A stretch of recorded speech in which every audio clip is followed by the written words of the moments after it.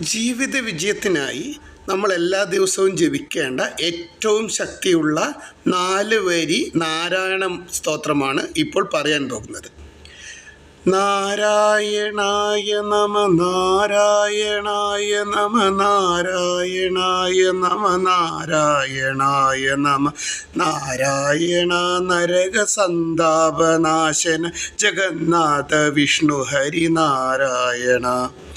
നാരായണായ നമ നാരായണായ നമ നാരായണായ നമ നാരായണായ നമ നാരായണ നരക സന്താപനാശന ജഗന്നാഥ വിഷ്ണു ഹരി നാരായണ.